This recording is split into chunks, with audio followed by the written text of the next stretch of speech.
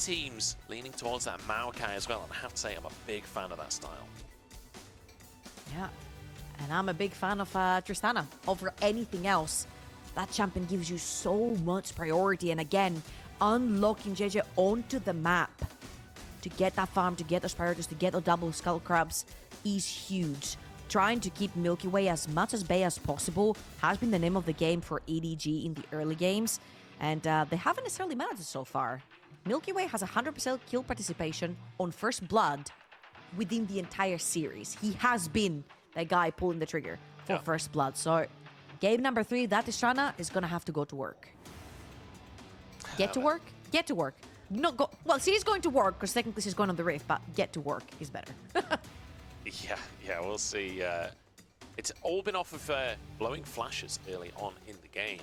We could have an early Ezreal locked in. Just do it to us. Do it to us. And I just want to quickly call out as well. I believe that was a Damwon jersey with Doctum's name on. That's vintage 2021 right there, or vintage 2022. Sorry, when he was back on Damwon. That's a long time ago. So there's a long time Doctum fan in the audience today.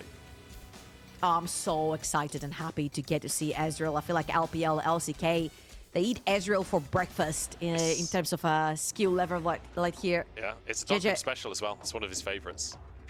Absolutely, and it works really well with the Corki. You've got so much poke, so much long range for FPX. Now, a reminder right here that FPX is absolutely fantastic with a 4-man squishy full carry team and only life on a tank. However, that engage was lacking and they found it really difficult, at least in the late game, to participate in these fights without bowling up all as a unit. They failed once, they ended up losing the game. So right now, they're securing themselves that one tank that's been so prominent in the pro scene, if you will, the Skarner. I think it's pretty fair. Tank matchup up in that top side. We'll see what solo kill can get done on that K'Sante. But now we have to look towards the jungle potentially for EDG. I was about to say, Nidalee, you've got a Corki and an Ezreal. Plenty of poke coming out of FPX. Maybe removing that poke jungle could be a good option. But just trying to remove AP junglers in general when you've already got your brand, maybe getting rid of the Karthus, maybe the Lilia, whatever you fear the most. Whereas on the other side, FPX getting rid of the AD carries that will give Ezreal a problem. The thing is, though, Brand is a kind of champion that likes to fight. He likes to get up in your face. He likes to invade. You've got that priority mid with Tristana. So I'm not sure if a Karthus right here for Milky Way would be the best. However, we have seen, especially in the LPL, Karthus is getting very, very active early on. There you go. They'll take out the Lilia. They'll probably force Milky Way into something like the Karthus. I love the Diana much more because it brings back the fight onto JJ. This is something that Milky Way played last split as well, when AP junglers weren't even that big of a thing. He did enjoy that Diana regardless. Lots of power in that jungle pick for the side of FPX. We'll see if Milky Way can do what we're so used to at this point in terms of carrying. For the side of EDG then, you've got AP in your jungle, so you can still go for the AD down in the bot side. Leave going late game hyper carry here. And Wink just going to go as that final setup and front line for his team. It worked so well for EDG to try and play the front to back again. It fits their playstyle so much, playing slow and calculated. However, it did really hurt them not having any early game advantages or early game champions they could play through. Right now, you've got the Brand, you've got the Tristana, you've got setup with the Alistar roaming as well. I feel like EDG have a much better early game to then transition into these front to backs that they like to play for. Life, considering his options here up against the Alistar. I mean, there's so many bans coming through. Don't tell him it's going to be a Rel. He can't play the Braum, he can't play Alistar. I mean, oh no, it might be a Nautilus Rel. is up. Oh! Wait, he's actually going... What? He's gone Pike into Alistar. Okay, this is incredible by FPX. Ezreal is one of the most self-sufficient AD carries that you can leave all alone in the bot lane, and he's not under too much threat of down. You can play far away from your tower, if you will, and farm with your Qs. You have your E, you have your flash, you have so many evade tools to get out of dodge if you're in danger, allowing life to roam the map together with Milky Way. That is the perfect plan right here, because again, Crying is going to have so much priority through mid. and that can in turn hurt Milky Way and the way he wants to play against JJ onto this brand. I'm loving the aggression coming out of FPX. However, again, if you get to that 10k gold lead, please. I mean, do not throw it away. Yeah, at this point in the cast, we usually start talking about win conditions and whatnot. Honestly, I'm not sure any of them matter in this series. I feel like this is one of those games where the early game just will not matter based on what we've seen in Game 1 and Game 2. FPX coming back in Game number 1, winning a 3v4 to turn the game on its head. EDG, 10k gold down in Game number 2, but somehow find a pick and snowball, get the Drake, get the fight, and get the game. We're going into Game number 3. This one is going to be a doozy. Everything on the line. And remember, for Group A, whoever wins this one is likely going to be the second seed, making it into the top group for the next stage of the tournament. This is everything for EDG and for FPX. This game could well decide their futures.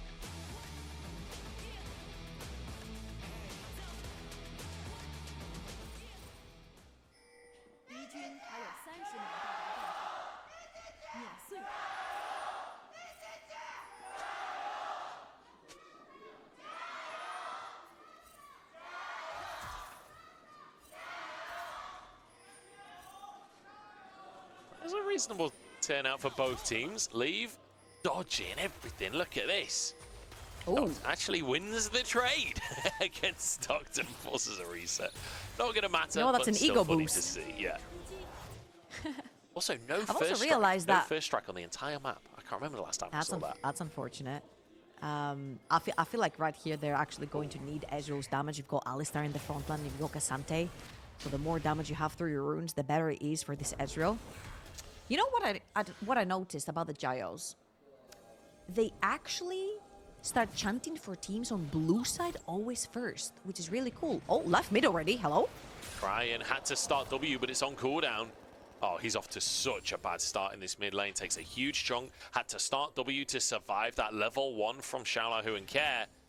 And now he's just going to be bullied endlessly. Care has everything he could want in that mid lane now.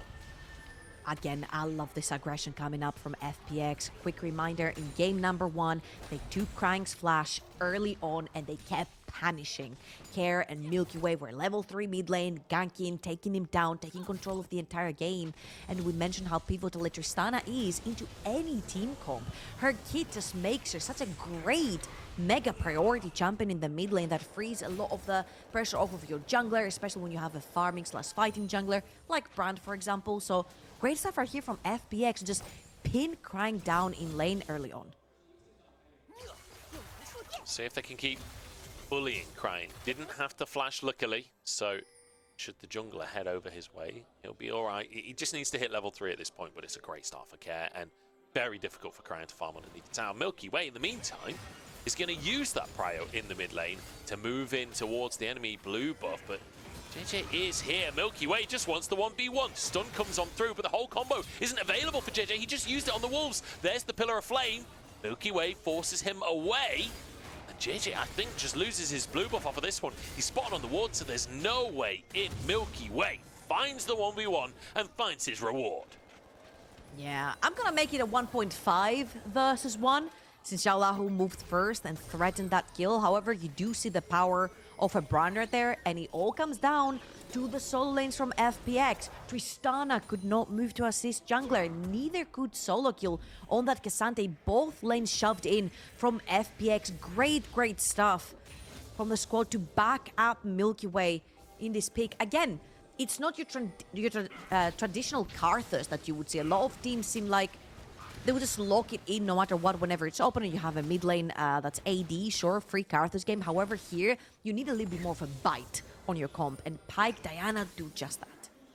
They certainly do. I can't wait to see Life get out onto the map. I remember famously, last split, one of Duckdom and Life's first games. It wasn't the first game, but it was one of their first series.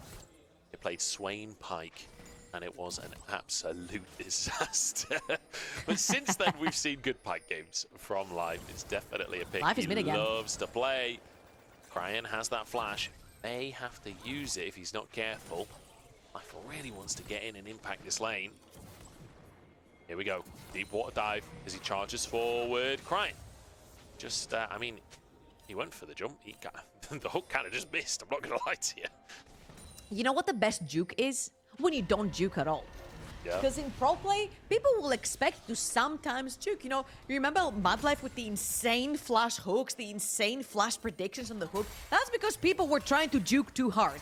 If you stand still and your opponents expect you to juke, then you're just going to miss yourself. And that's what happened to Life right there. However, again, I do like the proactivity on the map from Life. Every single time he gets a chance, of course, he gets enabled by Ezreal. Very, very safe down the bot lane. However, as every series that goes the distance, whether it's 5 games, whether it's 3 games, usually the series slows down.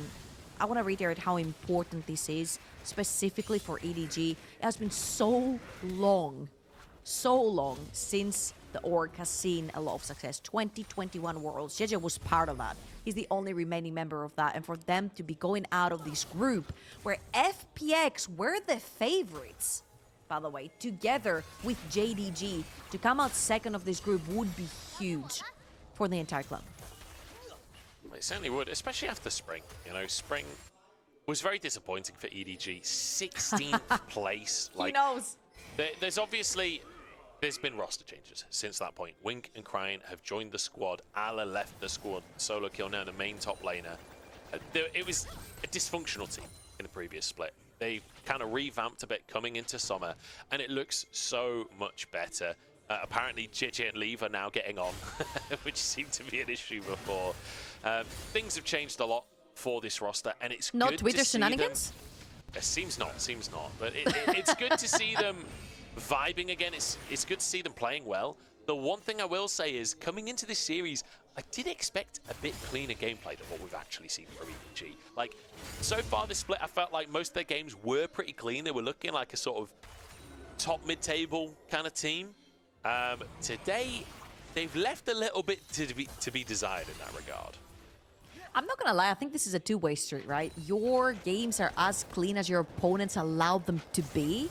I feel like a lot of the times, teams will fall into the trap of trying to match tempo, match plays from their opponents, and I feel like FPX have been traditionally the more aggressive team when it comes to the early game, and EDG have been trying to match a lot of these moves on the map. However, their macro is better, but FPX's skirmishes and picks have been better on the map overall, and I feel like a lot of the times EDG trying to match that aggression, trying to match the picks on the map, has sort of put them in the same train as FPX, trying to play a little bit more of a messy game. Yeah. That suits FPX, but not necessarily EDG. And I will say, it's been a quiet start to this one, but level 6 has been hit on Milky Way. He's been playing that Diana. Level 6 is a big moment. Now is the hook trying to weave as the minion dies there from life, but doesn't quite find his mark. We'll see.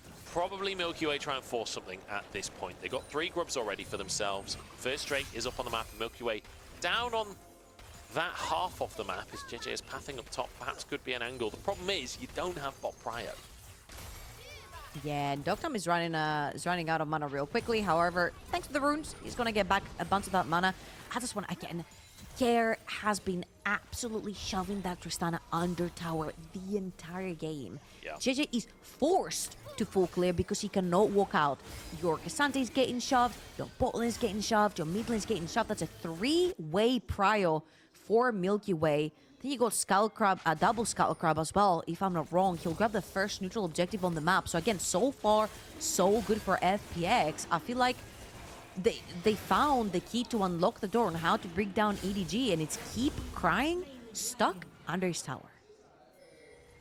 And honestly, it's all off of that level 1 again. We've seen this a couple of times recently where these level 1s just lead to a massive lead in the mid lane. The experience advantage and the push advantage the whole time just makes it so difficult to come back in the 1v1. And it's so difficult a lot of the time for junglers and supports to actually impact the mid lane in a significant way, because the enemy team can just match, especially when the enemy support is a pike anyway. It's very difficult to find any advantage in that mid lane. So Crying really feeling the brunt of that. We're 7 levels later and he's still feeling the brunt of that despite not even going down or having to flash. Now, I'm not gonna lie to you, there is so much range on the Corki and on the Ezreal that can play very easily. and the Diana can actually find an entrance when a hook lands from Pyke or when somebody's too poked down.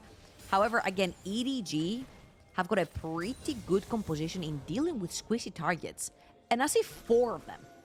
All it takes is one bounce of that brand ult, and somebody could end up super low. I'm not even talking about dying at this point. I feel like numbers advantage have been the name of the game for the entirety of the series. And as you could see in the previous game with Care in the TF, he'd poke down somebody with gold card, with a bunch of auto attacks early on. He'd make it an advantageous numbers advantage for his team, and then they would take a bunch of priority through lanes, through neutral objectives. So I feel like this is what very easily EDG can do as well if they do find a pretty good brand angle. So Doctum has now swapped towards that mid lane, and he can continue to bully Cryan as well, because it's an AD carry matchup. This is a matchup he'll be plenty experienced in. It's just an ongoing struggle at this point for Cryan. It certainly is. 10 seconds until grubs come up. EDG do want to contest this, but the infinite mid prior was certainly helping FPX. Cares moved up towards that top side. Milky Way moving in as well. We could have a bit of a scrap here as Xiaolahu starts to walk up, but returns down to that bottom lane. FPX first in the river, setting up right here. You do have 2 very, very good assassins that can make picks if anyone tries to walk forward, but that person walking forward is Wink. Does have his ultimate up and available. This would be 6 grubs if they can get it. That's 4 as Leaf dives over the wall and starts the fight. Life escapes. Wink has used that unbreakable will at this point. Milky Way desperate not to flash, wants to keep himself there. And Wink, I mean, his ult sort is timed out at this point. Nobody else on the team was following up. The blast cone, but taken down by Milky Way. EDG just leave their support out to dry. That was so messy again from both teams. As you could see, FPX, when they have only 4 squishes available, they cannot group up, especially with Brand anywhere near that fight. But they're very good at being self-sufficient. Corki, Ezreal, Pyke, all extremely slippery when it comes to catching them. But the second Wink went in, he had no follow-up, Leaf jumps to the wall, and that's about it. You don't have any more sticking power if you're EDG. You'll see that the second they see JJ walking in, everyone splits. Care goes top, Life goes towards top, Milky Way gets in the pit, Doctum is down bot lane. They just don't give them that clump that EDG really wants. And the thing is, with Wink in the pit, the rest of the gang just can't move forwards. They'll be pinched if they commit to going into the pit. It's a damned if you do, damned if you don't situation for EDG. And it leads to 6 grubs now for FPX. They got the first Drake as well. And not to mention Milky Way grabbing 400 gold and 2 stacks on a Dark Seal off the back of that first blood. This is everything FPX could want in this early game. Yep, add a Leech Bane over top of that. Double Trinity is going to be arriving super soon. Actually, Doctum just purchased his. Corki should be super close as well. So a lot of that poke is going to start hurting for EDG. And I feel like EDG are finding themselves in the same position as last game. Oh, Leaves in trouble. Has flash, has barrier. But the Moonfall will be plenty to finish the job. Oh, I feel like that was a little bit of confusion right there because Life's E did not necessarily land onto Leaf. So he flashed preemptively forward, but then Diana is there, so he ends up going down anyway. Again, that secures FPX another pick. That's what they've been doing the entire series. A pick into numbers advantage, into securing a lot of vision control, which has been set up towards the bottom of the map. Next objective coming up in 20 seconds. Care is already taking care of that bot lane wave, pushing it down. He could potentially get another tire plating right here for himself. Not going to be the case. Wants to secure that Trinity Force right before the Dragon starts, because doesn't have that TP available. It's a 3,000 gold lead for FPX at this point. Drake spawning. EDG in a position as we're just watching this tower lose a plate. EDG in position on the Drake right now. Milky Way moving over. Remember, Moonfall is not available. Trying to check with the Crescent Strikes. I'm not sure that this Drake is fightable really for FPX. So looking for advantages elsewhere as they push Leave off of this mid lane. Doctum has an opportunity to finish off one last plate before the plate's time out here. Xiaolahu trying to do the same with his Demolish up top. Yeah, I feel like it was a long Cares reset right there. They knew he had no teleport. They could get the timer off of him resetting because they could see him on the wave. So they knew that for the time being, the numbers were in favor of EDG. So just walking up is the easier solution right here. Again, oh! A little bit too far forward. It's okay. A little bit of a slap in the back, but nothing more. Wink using that Alistair harass, getting 100 damage down onto Care. Is Cryan going to try and finish this? But there should be enough wave clear to protect that bottom tower, and Doctum in the meantime takes the tier 1. How often do you see a single player finishing the first tower of the game that's the tier 1 in the mid lane? Like, that never happens in the LPL. Doctum very happy with how that's gone. Will be traded for a tier 1 in the bottom side, but the Herald's going as well. I don't know what in the world is happening to EDG right here. They are so lost in terms of tempo, in terms of movement, in terms of macro on the map. They are so late. Now there's a 3-man top lane. Solokill needs to back off. That is going to be 2 towers and a Herald within the span of 1 minute. Yeah. FPX. Again, I think EDG are being sucked into FPX's playstyle and they just cannot keep up. Solokill gonna commit his ult right here, but he's Drift King, he's out. Just buries his way through the wall. True Shot Barrage gonna deny the recall. Okay. Just trying to slow down the tempo, trying to stop EDG finding anything. And this is going to be all 3 tier 1s. This is all 3 tier 1s from FPX in the sequence of play in trade for a singular tier 1 tower in the bottom lane, plus a Herald on top of everything. FPX, yeah. I mean, this is ridiculous. This is beautiful. Yeah. That recall reset right there from Doctum ensured that Solokill could not TP onto that tower, because by the time he would have done that after the cancel, it would have been too late and the tower would have gone down. That would have most likely been a teleport from Solokill to try and defend that. Wasn't quite the case, and they end up losing all 3. As you mentioned, complete control from the side of FPX. And EDG are looking for a pick towards the top side. I don't know if Skarner is the right target, I would say. Yeah, with life there as well. Shala, who's going to be safe underneath this tower. What are EDG going to try and achieve here? Grouping up, looking for potentially that dive, but with Care in the area as well, you expect everyone's going to back. In fact, all 5 members of FPX are up on this top side. We might need a TP down to this bottom lane, though. There's a wave about to crash into the tier 2, although there is a wave to answer it. Shala, who will just reset and head his way down towards that bottom lane. I mean, FPX, they've got their feet up. They are fully chilling. They are relaxed in this game. Moisturized in their zone, in their lane. Thriving. Thriving, exactly. They're like a thriving through that Summoner's Rift life. Yeah.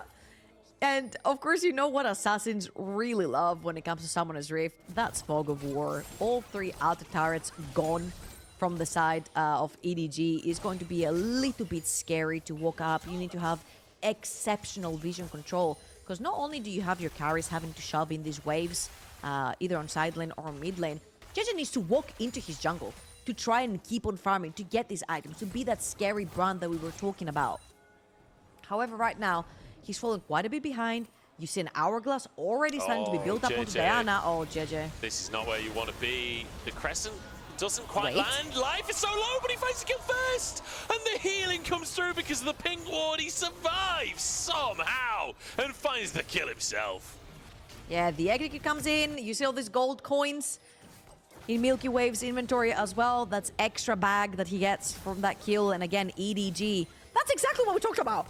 We said you cannot walk inside your own jungle because you do not have vision. All your altar towers are down. You're gonna need impeccable vision control. But Wink was topside, trying to shadow for Crying, trying to set down some vision for Crying to push a side lane. So what does FPX do? They attack the bot side of the map. Again here, JJ is just waiting for his red buff to spawn, man. Come on. Yeah, I mean, the combo comes out onto life, like just about surviving. The sustain from Pyke matching the burn from Brand there. And does get out with it. Milky Way has so much damage. 4 stacks on that Dark Seal. Also, has a Seeker's Arm Guard at this point. So even if he ends up in a dodgy situation, he can always go stasis, buy a bit of time for himself, wink the target now. Moonfall available. Doesn't commit it, but that's Unbreakable Will used. Absolutely. And you gotta walk up. I mean, he will be up in a minute's time, but when the Baron comes up and you need to start contesting for vision, but that's just not enough. It feels like every time EDG have tried to just walk in for pure vision, FPX are just committing their bodies in. And again, it's kind of like a telltale from game number 2 that we're doing the exact same thing, but FPX need to be a lot more decisive to not throw their gold lead this time around. Confidence from FPX there as Shaola, who solos the Drake, they sort of 3v4 to try and contest the blue buff. They don't quite get it in the end. Shaola, who with one of the slowest Drake takes I think I've ever seen. will Scorpion versus Dragon. Who wins? The great monsters of the Rift battling. And Milky Way tries to come and steal the credit at the end. Shala, who will finally move down to that bottom side. He finally gets to return to his minions. It's only 3-0 on the scoreboard right now at 20 minutes. It's 2 Drakes for FPX. It's 3 towers. It's 6 scrubs. And it's a 6,000 gold lead. They are off to the races. And Where's he going? I guess Herald was timing out. Yeah. I mean, this He is the probably thing. forgot. That people don't know how to use Herald when they don't hit the mid-tier 1. Every single game we see the mid-tier 1 hit with Herald. What do you do when you took the mid-tier 1 too soon? I guess you just slam it when it runs out of time. Yeah, I think he was doing Scuttle Crab right there as well. He wasn't really paying attention to the Herald. I mean, he knew he was going to time out, but I don't think there was a tower inside that they could attack with his Herald, so it ended up running out. The biggest problem here is not, again, it's not the fact that FPX have full control of all pushing lanes. It's the fact that slowly but surely, the carries from EDG will catch these waves under tower. Big damage on Leave. leave. Shala, who looking for the flank as well. I don't know if he'll find an angle, but that's a TP forced out. Solo kill now. No TP available if any cross-map plays come out from FPX. Baron is on the map, and FPX posturing like they'd want that objective off the back of a fight, potentially. Solo kill jumps in forwards. I'm keeping my eyes on Milky Way here, because a Moonfall could change everything. Life on the flank, wants to find a hook. EDG are just slowly being whittled down. Wink so low. True Shot Barrage up in 10 seconds time here. Shala, who retreats once more. FPX, are they going to start the Baron? Maybe just baiting it. The Croaks, so close. I don't think they'll do 400, but they've done enough. The reset denied. Wink is a million miles away. This is 4v5 if EDG do contest. Solo kill goes in. W's into the brush. All out to Shala, who but kind of just loses that 1v1 at this point. FPX denied from the Baron, though. Hold up. I saw Milky Way just flash ult on just point. dived into the backline and went out to JJ. In the meantime, Leave is trying to do the same, but he's slammed into the wall and pulled in, finished off. FPX find the enemy AD carry. Leave walks too far forward, too close to the Scorpion. Ends up getting the Stinger right there. Oh! A cheeky little bonus on the backside of everything. That's JJ. That's the jungler down. And that will be Baron for FPX. Dokdam also had the time to reset full HP right now. Can get your Ezreal into the pit. They're TPing in. They actually want to fight this. You don't have any damage. I mean, they just have to. They have to try and do something. Crying with everything on his shoulders. True Shot Barrage chunks him out. No vision in the pit. Life hunting for that hook. Crying has to be the target. Instead goes for Wink. Unbreakable Will now already used.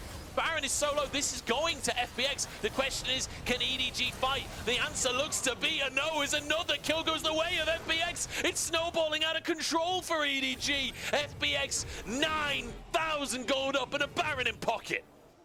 And we've been here before. We know to not get excited when we see FPX with 10,000 gold lead. However, this time around, I feel like they have so many more tools. They've got tools to start the fight. They've got tools to catch EDG off guard. And right here, Xiaolahu, he pulls himself away. He gets Brand ulted, and then he shoves himself away from his team. Leave walks too far forward and then gets caught up by Skarner as well.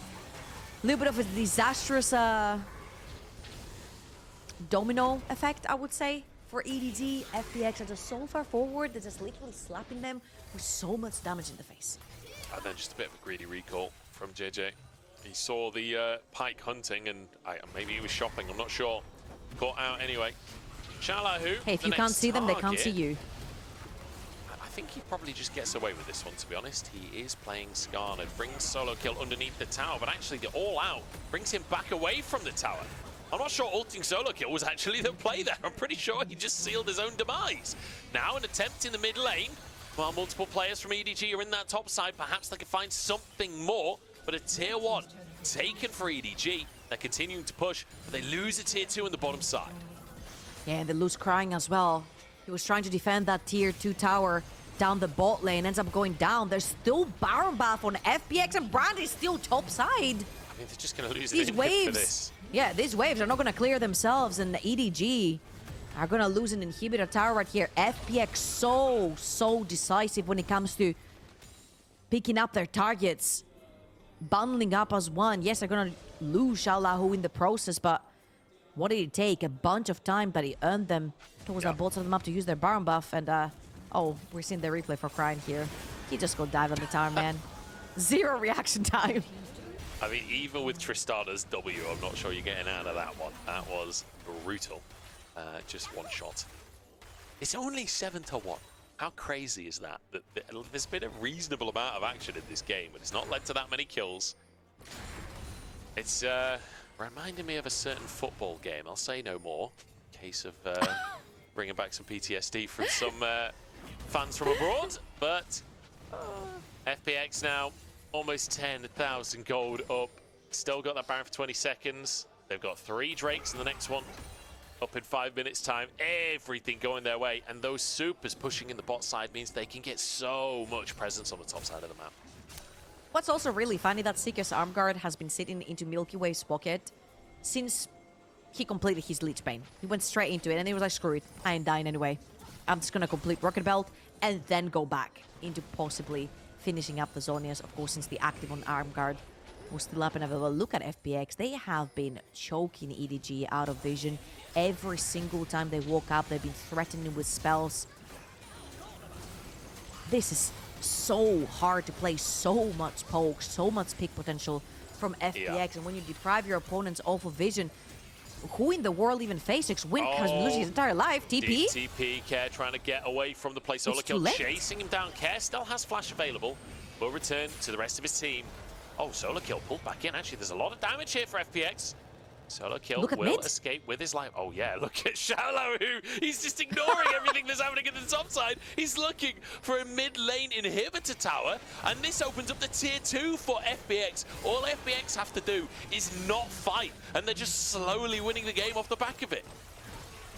Yeah, he pushes that bot lane wave. He pushed that mid lane wave as well. 1 HP in the mid lane wave, an entire full wave towards the top side of the map. FPX pushing every single lane at once. He's gonna use the Void Grubs to try and take that tower down. It's not gonna be the case yet. However, there you go. One last hit. FPX, wow. What a great display of aggression right here. They have not let go at all. No, they really haven't. And it's good to see a controlled game here after what has been an incredibly messy we were here series. Before, Munch. We were here before last game. We've been here twice. And both times, the losing team managed to come back miraculously and win the game. This time around, FPX are not interested in the same thing happening once more. They've got that 10,000 gold lead. They've got Soul Point. They've got Baron coming up in a minute. They've got bot inhibitor. They've got mid inhibitor tower. They've got just about every advantage you could ask for. Now they just need to finish the job. Level 16 onto Milky Way's Diana. He's 7 levels up on enemy support. Good God. On the guy who's supposed to be face checking for you. Oh my God, leave! Moonfall just one shots JJ. And Wink's not long for the world either. Lee flashed upon by the enemy team, but Doctor may have gone too far as Crying looks for a chance. He just doesn't have the damage. It's a gold diff. At the end of the day, FPX close things out cleanly.